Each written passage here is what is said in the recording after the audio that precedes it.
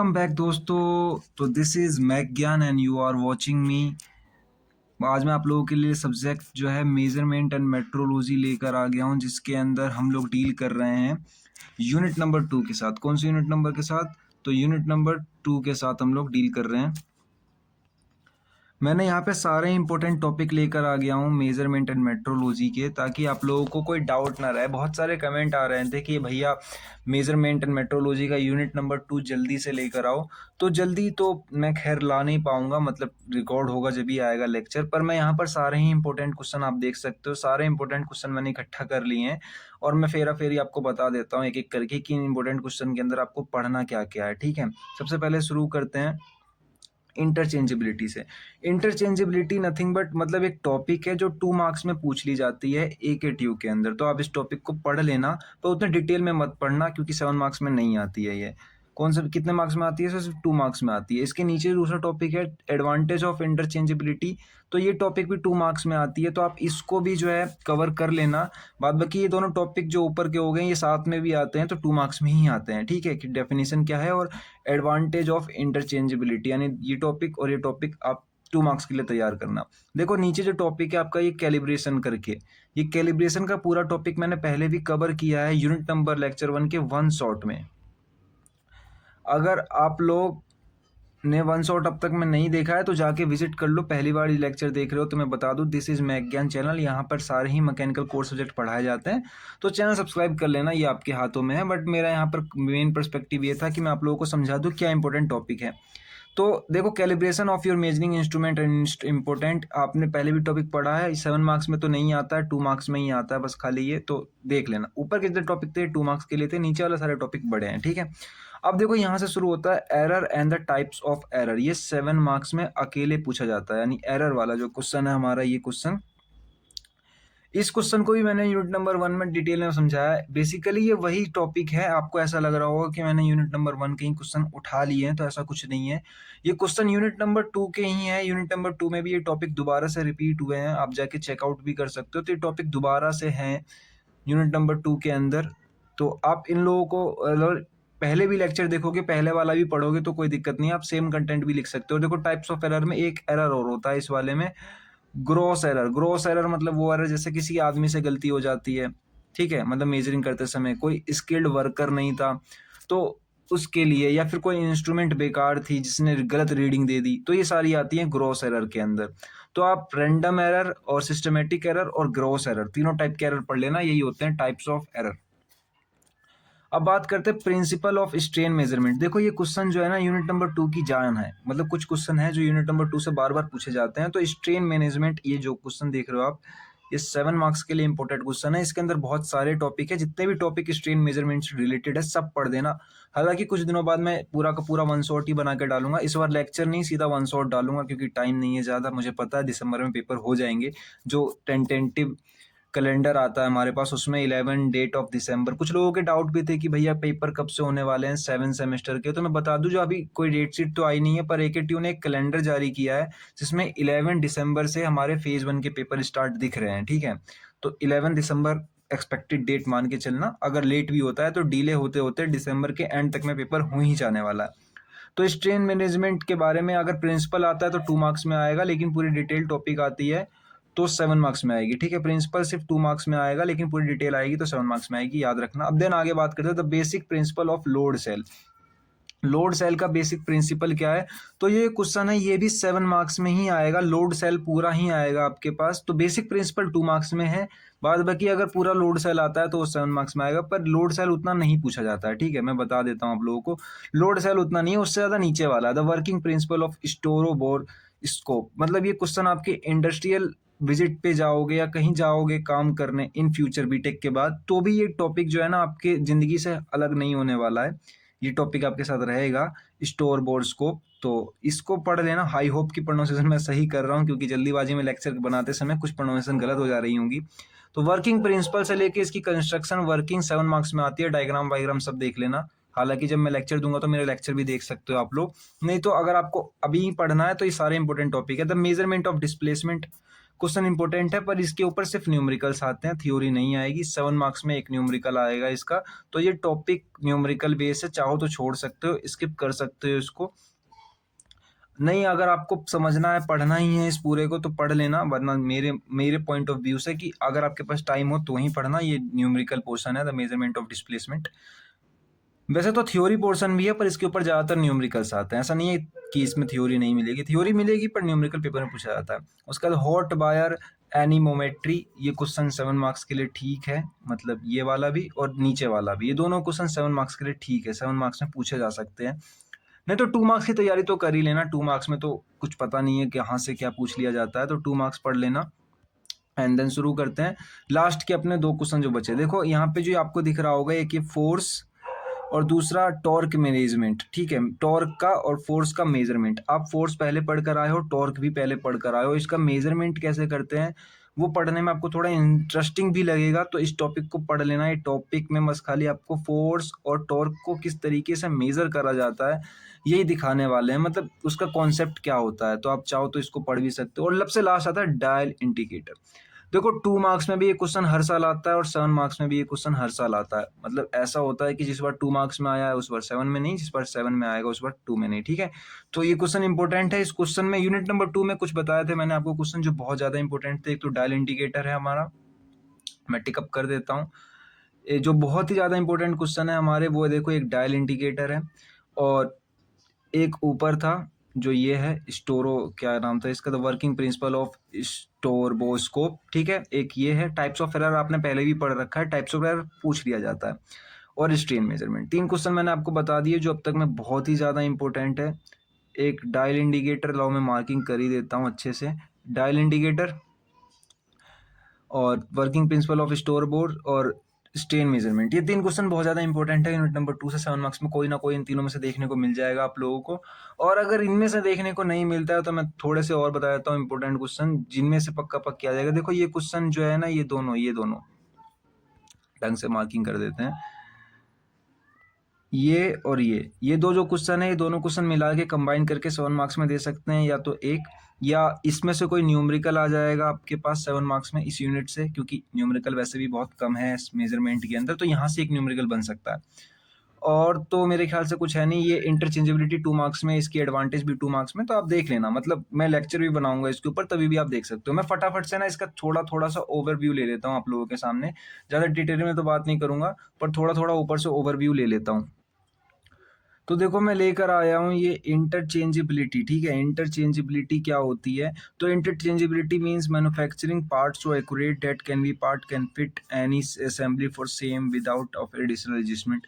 Interchangeability मतलब एक तरीके से एक ऐसा चेंज जो मतलब जो हमारे पार्ट्स बन रहे हैं, हम पार्ट्स बना रहे हैं या कोई भी इक्विपमेंट बना रहे हैं, तो उसके अंदर कुछ भी चेंज किए बिना वो एक जगह दूसरी जगह तीसरी जगह आप लगा सकते हो, फिट कर सकते हो, मतलब कुछ ज़्यादा चेंज नहीं होता है। तो ये जैसे कि मैं समझाऊं, बेस्ट एग्जांपल क्या होगा कि एक पेन होता है, ठीक है, एक यूनिवर्सल पेन होता है जो मार्केट में कहीं भी आप किसी भी फैक्ट्री में जाओगे तो सब जगह वैसे ही पेन बन रहे होते हैं। तो पेन की जो डिजाइन है ना, तो उसकी इंटरचेंजेबिलिटी हाई होती है। मतलब आप किसी भी इंडस्ट्री में जाओगे पेन के, तो सेम 3 रुपए वाले पेन सेम ही बन रहे होते हैं। तो जैसे कि आप एग्जाम्पल भी देख सकते हो, ये तो मेरा एग्जाम्पल हो गया, बाद बाकी है bolts nuts from different factories can fits perfectly because the standard dimension are tolerance. मतलब इनके एक फिक्स डायमेंशन होता है, आप किसी भी इंडस्ट्री में जाओ कहीं भी जाओ इन सबको फिक्स मिलने वाला है आपको, जो एक यूनिवर्सल या स्टैंडर्ड मान सकते हो। Interchange by following limits fits tolerance system by during production. दूसरा है एडवांटेज ऑफ इंटरचेंज। एडवांटेज से क्या होता है? टाइम बच जाता है सबसे पहला, तो देखो मास प्रोडक्शन कर सकते हैं हम, ठीक है। रिड्यूस कॉस्ट, कॉस्ट भी कम लग जाती है। इजी मेंटेनेंस, टाइम भी बच जाएगा क्योंकि आप डिफरेंट जगह पर जाके अलग अलग सामान नहीं बनाने आपको। और स्टैंडर्डाइजेशन मतलब इजिली मिल जाता है आपको, कैपेबल होता है मार्केट के अंदर अक्रॉस इंडस्ट्रीज के अंदर भी, ठीक है। तो ये कुछ एडवांटेज हो गए। टाइम सेविंग देखो आए क्या पॉइंट लिखा पड़ा, टाइम सेविंग है, टाइम बचना ही बचना है। फास्टर असेंबली कर सकते हैं इसके अंदर। तो ये कुछ पॉइंट्स हैं। आप बात करते हैं थर्ड क्वेश्चन की। तो calibration of measuring instrument and it's important. मैं पहले ही बता दूं, आप इस पे ज़्यादा डिपेंड मत करना। ये तो मैं एज ए रफ नोट लेकर आ गया था, जितना मेरे को थोड़ा टाइम मिला मैंने उतनी जल्दी बना दिया इसको। तो आप बस खाली इसको एज 2 मार्क्स मान के चलना। मैं सारे ही क्वेश्चन 2 मार्क्स में आपको समझा दूंगा, पर अभी ये मत मान के चलना कि यही फाइनल है। आगे मैं जब लेक्चर अपलोड करूंगा तो डिटेल में बताऊंगा। अभी ये 2 मार्क्स के लिए मैं सारे ही टॉपिक लेकर आ गया हूँ। देखो calibration and mailing instrument and it's important कि क्या क्या इंपॉर्टेंट होते हैं। तो कैलिब्रेशन क्या है आप देखोगे तो कैलिब्रेशन मैंने पहले ही बता रखा है आप लोगों को। Calibration means comparing standard state, किसी एक स्टैंडर्ड से हम कंपेयर कर रहे होते हैं, ठीक है, किसी एक मटेरियल को। जैसे कि मान लो ये एक मटेरियल है और ये एक स्टैंडर्ड है, तो इसकी कंपेरिजन इससे कर रहे हैं, तो ये इतना ऊपर इतना फालतू है ये, और नीचे इतना फालतू है, तो ये गलत मटेरियल है। मतलब इतना ही होता तो ये बिल्कुल स्टैंडर्ड होता, मतलब सही माना जाता। तो डेट्स इट, यही स्टैंडर्ड होता है। It ensure the instrument gives reliable tailors and repeatable result, मतलब कि एक समान बार बार बनाया जा सकता है। देखो कुछ वर्ड है ऐसे, वर्ड आप लिखोगे तो अच्छा लगेगा। रिलायबल मतलब ज़्यादा समय चलने वाला। ट्रेसेबल इजीली ट्रेस करने वाला, मतलब कि आप उसके डायमेंशन इजीली निकाल सकते हो। रिपीटेबल मतलब कि एक बार बन गया दोबारा भी बन सकता है, उसकी तरह रिपीट कर सकते हैं। अब देखो कुछ इंपॉर्टेंट्स हैं कैलिब्रेशन की, कुछ इंपॉर्टेंट्स होती है। Maintains measurement accuracy and confident, मतलब कि अगर आपका कैलिब्रेशन अच्छा है तो आपकी जो एक्यूरेसी है वो बहुत अच्छी रहेगी आपके पूरे इंडस्ट्री की, और कॉन्फिडेंस हाई होगा, मतलब आपका नाम होगा मार्केट में। Defect drift and error in instrument कम हो जाते हैं इसके कारण। इंश्योर कैपिलेंस विद आईओ, जैसे कि देखो ये कुछ नाम है यहाँ पर आप देखना, आईओएस, बीआईएस और NABL, ठीक है। NABL मैं यहाँ पे मार्किंग कर देता हूँ, NABL, चलो मार्किंग छोड़ो, आप समझ लो ये तीनों नाम, ये तीनों इंडिया के अंदर यूज होते हैं, ठीक है। मतलब आप ये नाम याद रखना क्योंकि इनसे नंबर मिल जाते हैं। ये तीनों के तीनों इंडिया के अंदर यूज होते हैं। बाद बाकी मैं बताऊँ आपको, कुछ विदेश के भी हैं, जैसे JIS जापान का है, ठीक है, JIS जापान का है, और AUSI करके USA का है। कुछ मैं इस वाले में, USA वाले में कंफ्यूजन है मेरे को थोड़ा सा, पर JIS जापान का है, आप चेक भी कर सकते हो। ये कुछ नाम है, मैंने भी याद किए थे, आप लोगों को भी सजेस्ट कर रहा हूँ, इनसे नंबर बढ़ जाते हैं, ठीक है। एग्जाम्पल के तौर पे देखो, एक वर्नियर कैलिपर है जो कैलिब्रेट कर रहा है स्लिप गोज को, ठीक, तो बैक सेट पे लगा कर उसके। आगे बात करो तो error and types of error, तो 3 तरीके के एरर होते हैं। एरर मतलब होता क्या है, मैं आपको एक लाइन में बता दूं कि देखो ट्रू वैल्यू जो होती है हमारी माइनस की, देखो यहाँ पे लिखा ही हुआ है, an error is the difference between measured value minus true value, यानी ट्रू वैल्यू में से आप मेजर्ड वैल्यू घटा देते हो। तो देखो ये तो पॉजिटिव आ गया, पर एरर तो नेगेटिव आना चाहिए, यानी इसका उल्टा कर देते हैं हम लोग, यानी कि मेजर्ड वैल्यू में से ट्रू वैल्यू घटा देते हैं। तो हमारी जो ट्रू वैल्यू होती है वो ज़्यादा होती है, मतलब हमें ज़्यादा अच्छा चाहिए होता है, और हमारा जो मेजर्ड वैल्यू यानी वो कम अच्छा बना होता है, और ट्रू वैल्यू ज़्यादा अच्छी होती है। तो हमारा हमेशा जो रिजल्ट आता है वो नेगेटिव में ही आता है, ठीक है, एरर के अंदर, क्योंकि एरर मतलब नेगेटिव पॉइंट कि ये गलत था हमारे अंदर सिस्टम के अंदर। तो 3 तरीके के एरर होते हैं, सिस्टमेटिक, रैंडम और ग्रॉस। ग्रॉस मैंने पिछली बार नहीं पढ़ाया था, इस वाले यूनिट के अंदर है, मैं आगे लेक्चर बनाऊंगा तो इसमें दोबारा टॉपिक पढ़ाऊंगा, तब ग्रॉस पढ़ाने वाला था, पर फिलहाल मैं लेक्चर नहीं बना रहा हूँ, तो अभी ऐसे ही बता देता हूँ आप लोगों को। ग्रोस एरर क्या होता है, जब इंसानों से कोई गलती हो जाती है या कोई मिसरीडिंग हो जाती है, तो ये रॉन्ग रिकॉर्डिंग हो गई, मतलब वो वाला एरर जो हम टेक्निकली यूज नहीं कर रहे हैं पर हो जा रहा है इंडस्ट्री के अंदर, ठीक है, किसी आदमी से, ह्यूमन नेचर से। सिस्टमेटिक एरर मतलब मैंने आपको कैसे बताऊं, मैंने पिछला डायग्राम भी बनाया था, इनके कुछ फॉर्मूले भी थे, फॉर्मूले भी आप पढ़ सकते हो। रैंडम एरर, देखो सिस्टमेटिक एरर का एक डायग्राम बता देता हूं मैं आप लोगों को। आप लोग यहाँ पर आएंगे हो तो डायग्राम भी देख लो, रिवाइज हो जाएगा आप लोगों का। देखो सिस्टमेटिक एरर ये था कि ये जो एरर होता है ना, किसी एक ही जगह पर होते हैं, तो इससे हम करते क्या है, सिस्टमेटिक एरर से इस पूरे जगह को हम एक बार में हटा के चेंज कर सकते हैं, मतलब सिस्टमेटिक एरर ठीक करा जा सकता है। और जो वहीं रैंडम एरर की बात करूँ तो किसी एक मशीन के अंदर रैंडम एरर ऐसा रैंडम ही होता है, कहीं पर भी। देखो मैं पॉइंट थोड़े डॉटेड बड़े कर लेते हैं, कहीं पर भी है, मतलब हमें खुद भी नहीं पता रैंडम एरर कहाँ है। तो इन एरर को हटा के ठीक करना बहुत लगभग लगभग नेक्स्ट टू इम्पॉसिबल सा होता है, इसलिए इसको हम ठीक नहीं कर सकते। तो आई होप कि आपको समझ में आ गया होगा। और टोटल एरर की इक्वेशन है, अगर आप इस इक्वेशन को पेपर में लिख देते हो तो बहुत ही अच्छे नंबर मिल जाएंगे आपको। देखो इक्वेशन क्या है, टोटल, और इसको डिब्बे में डाल देना, टोटल एरर बराबर systematic plus random plus gross, और यहाँ पे आगे एरर और लिख देना, मैंने एरर नहीं लिखा, ठीक है, एरर लिख देना यहाँ पे, सिस्टमेटिक, रैंडम, ग्रोस और एरर, इन सब के आगे एरर लिख देना, मैंने नहीं लिखा जल्दीबाजी में। अब देन आगे बात करते हैं प्रिंसिपल ऑफ स्ट्रेन मेजरमेंट। मैंने कहा था कि ये जो क्वेश्चन है ना, ये क्वेश्चन जो है ये आपका 7 मार्क्स के लिए इंपॉर्टेंट क्वेश्चन है। पिछली बार क्या हो गया था, तो रिकॉर्डिंग अपना बंद हो गई अचानक से, तो मैंने दोबारा से शुरू करी है रिकॉर्डिंग। तो ये जो 7 मार्क्स में ये भी क्वेश्चन इंपॉर्टेंट है, तो 7 मार्क्स के लिए भी मैंने आपको बताया था कि प्रिंसिपल ऑफ स्ट्रेन मेजरमेंट, ये क्वेश्चन अगर स्ट्रेन मेजरमेंट के नाम से आता है तो 7 मार्क्स में आ सकता है। तो a strain gauge works on the principal that electrical resistance of a conductor change when it's stretched और कंप्रेस्ड। तो मतलब कि अब क्या है कि यहाँ पे जो इलेक्ट्रिकल रेजिस्टेंस लगे होते हैं किसी कंडक्टर के अंदर, वो सडनली चेंज हो जाते हैं, खिंच जाते हैं, तो उनके अंदर क्या आ जाता है, स्ट्रेन आ जाता है। ठीक है, उसी स्ट्रेन का हम क्या कर रहे हैं यहाँ पे, मेजरमेंट कर रहे हैं। ठीक है, उसको निकाल रहे हैं हम। तो when a force restore deformatory surface the certain gauge wire change length across section, जो हमारी वायर क्या होती है, चेंज कर जाती है लेंथ सेक्शन के बेसिस पे। ऐसे ऐसे समझो आप लोग कि इतनी बड़ी पहले उसकी लेंथ थी किसी एक वायर की, जो अब स्ट्रेन मेजरमेंट के कारण क्या हो गई है, ये इतनी जो है इतनी और बड़ी हो गई है, ये इसकी जो है लॉन्गिट्यूडनल जो इसकी लेंथ थी वो और बढ़ गई है। तो यही कारण है, तो हम वहाँ से क्या करते हैं, length and cross section using a change in resistance, resistance में चेंज होने के कारण वहाँ से हम उसका मेजरमेंट कर लेते हैं। The resistance change is converted into voltage change, और जो रेजिस्टेंस चेंज होता है, रेजिस्टेंस चेंज होने के उसकी लेंथ चेंज हो गई है वायर की, जो रेजिस्टेंस चेंज होता है उसके कारण वोल्टेज चेंज हो जाता है। और measure using a Wheatstone bridge circuit, और व्हीट स्टोन ब्रिज जो आप 12th में पढ़ कर आए हो वही वाला है। हिंदी में इसको कहते थे कुछ सेतु करके कहते थे, आई डोंट नो। तो जिन लोगों ने हिंदी में पढ़ा था उनके लिए सॉरी, जिन्होंने इंग्लिश में पढ़ा था वो लोग भी समझ जाएंगे व्हीट स्टोन ब्रिज क्या था। तो व्हीट स्टोन ब्रिज के कारण, इसके ऊपर मैंने कहा था कि न्यूमेरिकल्स भी हैं, एक टॉपिक और है उसके ऊपर भी न्यूमेरिकल है, और ये टॉपिक के ऊपर भी कभी कभार न्यूमेरिकल पूछ लिया जाता है। तो न्यूमेरिकल से सॉल्व करते हैं इसको, अगर क्वेश्चन आता है तो उसके हिसाब से इसको फाइंड कर लेते हैं। Basic principle of load cell, load cell से आपको नाम से ही पता चल रहा होगा साफ साफ कि लोड सेल क्या है। बिल्कुल बिल्कुल, इसमें नाम से ही पता चल रहा होगा। Load cell convert mechanical force into an electrical signal. ठीक है, जो लोड सेल होता है वो मैकेनिकल फोर्स को इलेक्ट्रिकल सिग्नल में कन्वर्ट कर देता है। आप ये लिख भी सकते हो, बहुत अच्छी लाइन थी। It uses strain gauge bonded to be a metal body, when loaded on force is applied the strain goes deformed causing the change in resistance.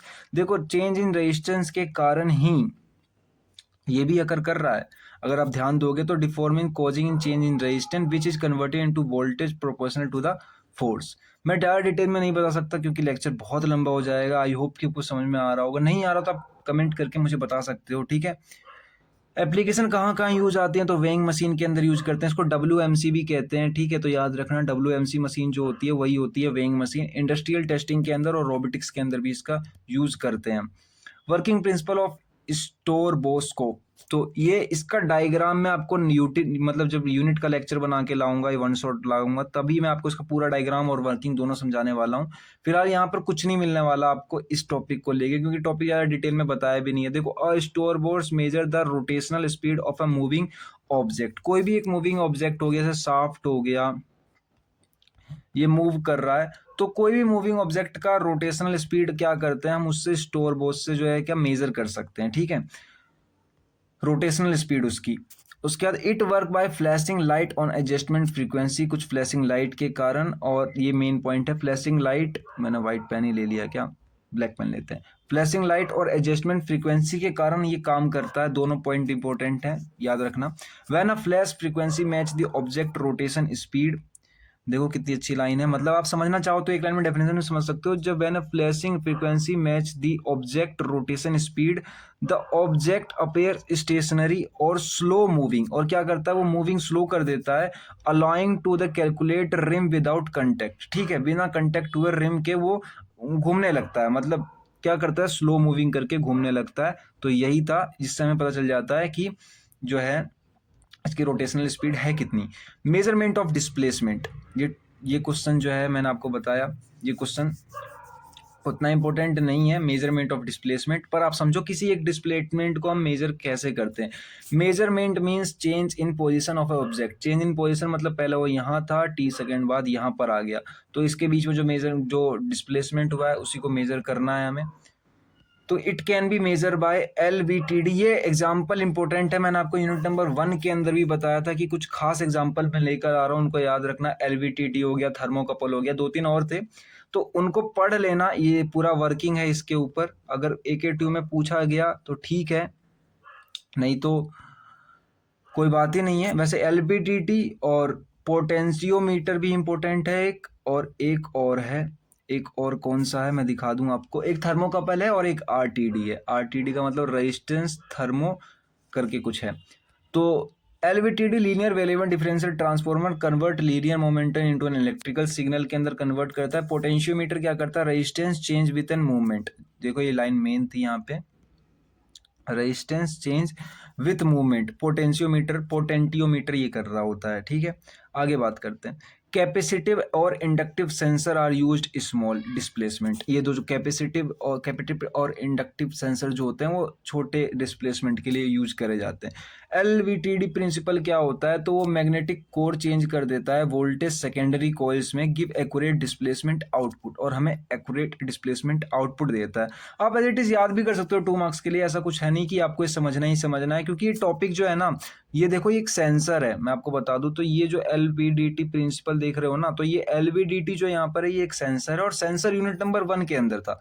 But उन AK2 वालों ने ये क्लैरिफाई नहीं किया है कि ये जो टॉपिक है ना ये अपने सिलेबस के अंदर है कि नहीं है। तो मैं कंफ्यूज ही हूँ कि पढ़ना वर्थ इट होगा कि बेकार होने जाएगा ये, ठीक है। तो हॉट वायर एनीमोमेट्री, वैसे तो कुछ भी पढ़ना बेकार ही नहीं होता, आप चाहो तो उसे पढ़ सकते हो। Use to measure fluid, air और गैस। देखो मेन चीज है, खाली फ्लूइड मेजर करने के लिए हम इसको यूज कर रहे होते हैं। फ्लूइड, एयर और गैस की विलोसिटी, वो भी ठीक है। विलोसिटी अगर आपको एयर और गैस की निकालनी है, फ्लूइड के अंदर सिर्फ 2 ही चीज आई, पानी नहीं आई है, ठीक है, ध्यान रखना। फ्लूइड के अंदर सिर्फ या एयर है, नहीं तो दूसरी गैस है, ठीक है। हम यहाँ पे वाटर नहीं ले रहे हैं, वरना फ्लूइड के अंदर वाटर भी आती है, इसलिए यहाँ पे मेंशन भी कर रखा है। It work on a principle that rate of heat losses from a heated wire. किसी एक हीट वायर से हीट लॉस हो रही है, उस प्रिंसिपल पर वर्क करता है। Proportional to the velocity of the fluid flowing over it. वो डायरेक्टली प्रोपोर्शनल ही होता है कि वेलोसिटी फ्लूइड जो होती है फ्लोइंग इट के। इसका एक फॉर्मूला होना चाहिए, आई होप मैंने लिखा नहीं, ठीक है, लिख लेना क्योंकि इंपॉर्टेंट है। Air as air speed increase while cool faster. जैसे जैसे स्पीड बढ़ती है एयर की, जो वायर है वो ठंडी होती जाती है। इट रेजिस्टेंस चेंज, इसके कारण क्या होता है, रेजिस्टेंस चेंज होता है, कन्वर्टेड इनटू वेलोसिटी रीडिंग, और वो चेंज होता जाता है। और किसमें, देखो हमारी यहाँ पे मेन लाइन लिखी पड़ी है कि जैसे जैसे स्पीड तेज होती है, इंक्रीज करती है, वैसे वैसे वायर ठंडी हो जाती है, और उसी के कारण हमें रेजिस्टेंस चेंज मिलता है। और रेजिस्टेंस चेंज मिलता है तो वो कन्वर्ट कर देती है वेलोसिटी रीडिंग में, ठीक है। उसको किसको, वह एयर की स्पीड को, ठीक है, एयर की स्पीड को। एप्लीकेशन क्या है, तो इसका एक्रियोडायनेमिक है, HAVC विंड टनल टेस्टिंग है। तो ये 3 एग्जाम्पल है, आप याद कर लो इनको या समझ लो, क्योंकि पेपर में एग्जाम्पल मतलब एप्लीकेशन है, एग्जाम्पल नहीं है, सॉरी एप्लीकेशन है, जहाँ जहाँ पे यूज हो रही है फिलहाल। इससे नंबर ज़्यादा बढ़ जाते हैं, नंबर ज़्यादा लेने हैं तो आप पढ़ सकते हो। ये कुछ पॉइंट्स मैंने ऐसे ही लिख दिए थे, इसको इग्नोर करना, ये अपने सिलेबस से रिलेटेड नहीं है। आगे चलते हैं। रोटामीटर, ठीक है, rotameter. A rotameter measure the flow rate of liquid और gas in a vertical taper tube, ठीक है। यहाँ पे आपको पता चल ही गया होगा क्या काम कर रहा है ये। Measure of rate, flow of rate कर रहा है, लिक्विड यानी यहाँ पे लिक्विड का हो रहा है और गैस का भी हो रहा है। यहाँ पे आप कह सकते हो कि पूरे फ्लूइड का ये मेजर कर रहा है, ठीक है, फ्लूइड का पूरा मेजर कर रहा है। टेपर ट्यूब वर्टिकल होना चाहिए, ठीक है, वर्टिकल में कर रहा है। आगे चलते हैं। Afloat inside the taper tube rise on fall depending on the flow rate. Flow rate के ऊपर ही ये पूरा का पूरा जो है टेपर ट्यूब जो हम लगा रहे हैं, ट्यूब पूरा का पूरा वो घटेगा या बढ़ेगा, डिपेंड करेगा फ्लो रेट के ऊपर। उसके अलावा when upward drag from equals to weight on. वैसे इन सब के डायग्राम्स हैं, मैं आपको बता दूं कि ये सारे के सारे इन सब के जितने भी ऊपर छोटे छोटे टॉपिक आपको जिनमें कुछ कुछ समझाने की कोशिश कर रही है, मेजर करी जा रही है, इन सब के पास अपने अपने एक डायग्राम है। तो मैं डायग्राम भी यूनिट के अंदर आपको दिखाऊंगा, ठीक है। तो ऐसा मत समझना कि डायग्राम नहीं बता रहा हूँ, ऐसे ही छोड़ दे रहा हूँ। डायग्राम मैं सबके बताता हूँ, और खुद के डायग्राम बनाए हुए भी डायग्राम दिखाता हूँ। तो flow rate of calibrate scale से हम स्केल कर लेते हैं, ज्यादा कुछ है नहीं। प्रिंसिपल क्या है, तो variable area flow measurement using gravity and buoyancy force. Buoyancy force कौन सा फोर्स होता है, जब हम देखो पानी जो होती है हमारी समुद्र में, आपने देखी होगी, समुद्र के ऊपर बड़े बड़े लोहे के जो शिप होते हैं वो चल रहे होते हैं, ठीक है, और डूबते नहीं है पानी के अंदर। जबकि आपको पता है कि आप कोई मेटल का टुकड़ा लोगे, उसको पानी के अंदर डाल दोगे तो वो डूब जाएगा, इजिली डूब जाएगा। तभी भी इतना बड़ा शिप होने के बाद भी वो पानी के अंदर डूबता नहीं है, क्योंकि उसके जो पानी है ना, पानी नीचे से उस शिप के ऊपर बुयांसी फोर्स लगा रही होती है। ये एक पूरा का पूरा मैकेनिज्म है, टॉपिक है, फ्लूइड मैकेनिक्स के अंदर आपको ढंग से पढ़ाया गया है, ठीक है, कि बुयांसी फोर्स लगाती है पानी, और हम कैलकुलेट करते हैं कि इतनी बुयांसी फोर्स पे ये शिप जो है ना पूरी की पूरी तैर जाएगी। तो वही बुयांसी फोर्स है, ये यही प्रिंसिपल है किसी सामान का पानी पे तैरने का बुयांसी फोर्स जो लगाती है वो नीचे से। Concept of force and torque management की किस तरीके से फोर्स और टॉर्क को नापा जाता है। तो force measured using load cells, load cell की हेल्प से हम फोर्स नापते हैं, आपने थोड़ी देर पहले ऊपर देखा भी होगा। प्रोवाइडिंग रिंग्स और हाइड्रोलिक सेल्स, ठीक है, प्रोवाइडिंग रिंग से भी नापते हैं, प्रोविंग रिंग से भी, और हाइड्रोलिक सेल से भी नापते हैं। प्रिंसिपल क्या होता है, फोर्स मतलब डिफॉर्मेशन, कितना डिफॉर्मेशन हो रहा है, जो इलेक्ट्रिकल सिग्नल देता है स्ट्रेन गेज को, ठीक है। ये जो दिख रही है आपको, ये इतनी बड़ी चीज ये आपके काम की है, ठीक है। पेपर में एज इट इज बना दोगे, नंबर मिल जाएगा। और सही बताऊंगा, अगर आपके आसपास सेशनल वैशनल आ रहे हैं तो आप इतना भी लिख दोगे, और बस इतना ही लिख दोगे, थोड़ा डिटेल से मतलब समझा दोगे जैसे मैं बता रहा हूँ आप लोगों को, तो सेशनल में आपके इजीली नंबर आ जाने वाले हैं। कुछ ऐसा नहीं है, सेशनल में तो बहुत कुछ होता नहीं है और ज़्यादा कुछ बड़ी चीज़ भी नहीं है, आप काफ़ी अच्छा 7 मार्क्स में एक्सप्लेन कर सकते हो एक एक टॉपिक को। टॉर्क क्या है, तो मेजर यूजिंग टॉर्क रेस्टिट्यूटर एंड डायनोमीटर्स, देखो दो नाम है, टॉर्क ट्रांसड्यूसर एंड डायनोमीटर। इस तरीके से इन दो मेथड से या इन दो एक्सेसरीज से या फिर इन दो कंपोनेंट से टॉर्क को नापा जाता है। प्रिंसिपल क्या होता है, टॉर्क कॉज ट्विस्ट, मतलब टॉर्क का मतलब कितना ज्यादा ट्विस्ट हो रहा है उस मटेरियल के अंदर, या जो भी आप जो भी आपका स्पेसिमेन है, तो वो रीडिंग देता है स्ट्रेन गेज को, जो मेजर्ड करता है एंगुलर डिफॉर्मेशन, ठीक है, अनकन्वर्ट इनटू इलेक्ट्रिकल आउटपुट, और वो हमें बता देता है बाहर कितना डिफॉर्मेशन हुआ इसके अंदर। देखो स्ट्रेन मेजरमेंट मैंने आपको बताया था कि स्ट्रेन मेजरमेंट 7 मार्क्स में इंपॉर्टेंट क्वेश्चन है, जिसके अंदर आप ये भी पढ़ लोगे टॉर्क कैसे नापते हैं और फोर्स कैसे मेजर करते हैं, दोनों टॉपिक उसी के अंदर आ जाएंगे। और एक फॉर्मूला है ये कि टॉर्क बराबर फोर्स मल्टीप्लाई बाय रेडियस भी कर दोगे तो भी आपको इजीली मिल जाएगा। फोर्स निकाल लो किसी मटेरियल का कितना है, फोर्स आपने पहले मेजर कर लिया और उसकी रेडियस से मल्टीप्लाई कर दो, क्योंकि ये सिर्फ टॉर्क ट्विस्टिंग लगती है सिर्फ रेडियस वाले पे, ठीक है, टॉर्क उस पर ही लगती है जो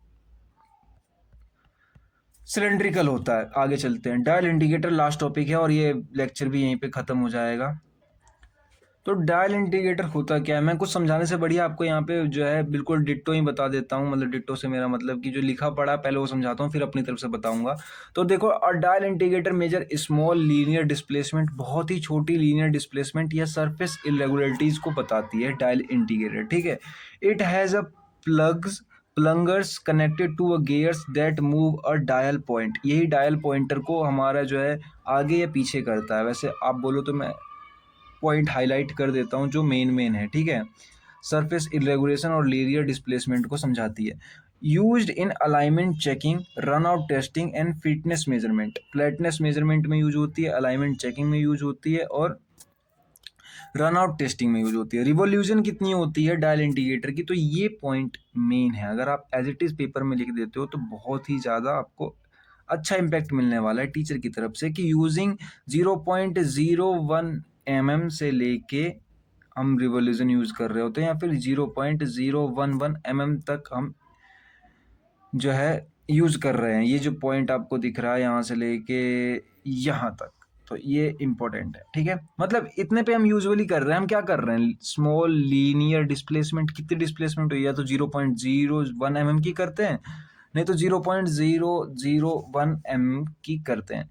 तो इतना ही था, यहाँ तक देखने के लिए थैंक यू। और जल्दी से कमेंट कर दो कि आपको सेकंड यूनिट चाहिए, थर्ड यूनिट चाहिए, क्योंकि वैसे भी मेजरमेंट एंड मेट्रोलॉजी ज़्यादा लेंथी सब्जेक्ट है। आप जितने ज़्यादा अग्रेसिव होगे, जितने ज़्यादा इस सब्जेक्ट को लेके अवेयर होगे, जितने ज़्यादा मुझे कमेंट लाइक करते रहोगे, टीज करते रहोगे, उतनी जल्दी मैं लेक्चर रिकॉर्ड करके डाल दूंगा, क्योंकि मैं अभी किसी काम में अभी बिजी हूँ। तो फिलहाल मुझसे जितना हो पा रहा है मैं कर दे रहा हूँ। तो आप लोग क्या करो, फटाफट से इस कमेंट बॉक्स में जाओ, इस लेक्चर के जो आप देख रहे हो अभी, इसके कमेंट बॉक्स में जाओ और लिख दो यूनिट नंबर 2। बाद बाकी और सब्जेक्ट भी है, पावर प्लांट इंजीनियरिंग भी आप पढ़ रहे होगे, साथ ही साथ में मैकेनिकल वाइब्रेशन पढ़ रहे होगे, हाइब्रिड व्हीकल भी पढ़ रहे होगे, तो उनके भी मुझे लेक्चर अपलोड करने हैं। तो फटाफट से आप, मैं मेजरमेंट खत्म कर लेता हूँ, ज़्यादा कुछ नहीं है, अगर देखा जाए तो 4 या 5 दिन लगेंगे मेरे को ख़त्म करने में, अगर मैं रेगुलर कंसिस्टेंट तरीके से नहीं, कंसिस्ट तरीके से लेक्चर रिकॉर्ड करके अपलोड करूँ तो हर एक यूनिट का एक शॉट, यानी 4 दिन के अंदर चारों यूनिट खत्म हो जाएंगे, फिर दूसरे सब्जेक्ट के ऊपर मूव ऑन करते हैं। वैसे पीपीई भी शुरू होने वाली है, आप लोगों के लिए बता दूं, पीपीई ये जो सब्जेक्ट है पावर प्लांट इंजीनियरिंग, ये भी मैं शुरू करने वाला हूँ, तो इसको भी सपोर्ट कर लेना। और जो लोग पढ़ रहे हैं उनको तो पता चल ही गया हो कि मैं कितने अच्छे तरीके से पढ़ाता हूँ, किन किन टॉपिकों पे कवर करता हूँ, तो उनको तो कुछ बताने की जरूरत नहीं है। और जो लोग पहली बार पढ़ेंगे मैं उनको बता देता हूँ कि पावर प्लांट इंजीनियरिंग में बेसिकली हम थ्योरी पोर्शन पे ही नॉर्मली जो है हम फोकस करेंगे। न्यूमेरिकल में बाद में पढ़ाऊंगा। न्यूमेरिकल इसलिए बाद में पढ़ाऊंगा कि आधे लोग तो पढ़ते ही नहीं है, 70% नहीं पढ़ते लोग। बचे हुए लोग न्यूमेरिकल के पहले ही देख के भाग जाते हैं, तो न्यूमेरिकल पढ़ाना मेरे को ही नुकसान दे जाता है, इसलिए मैं न्यूमेरिकल अवॉइड ही करता हूँ। आजकल की जो न्यू यूथ आई है उनको न्यूमेरिकल से प्यार ही नहीं है। 30% को है, बाद बाकी 70% जो है वो लोग सोचते हैं कि थ्योरी थ्योरी से ही पास हो जाए, तो वो भी ठीक है उनकी जगह पे। तो इन 30% के चक्कर में मेरे जो 70% जो ऑडियंस होती है वो तो ऐसे ही चल जाती है, तो मेरे को तो बहुत नुकसान हो जाता है। इसलिए मैं न्यूमेरिकल सबसे लास्ट में कवर करता हूँ, पूरी यूनिट कवर करने के बाद। तो मैं मिलता हूँ आप लोगों को नेक्स्ट लेक्चर में, तब तक के लिए bye bye and keep reading.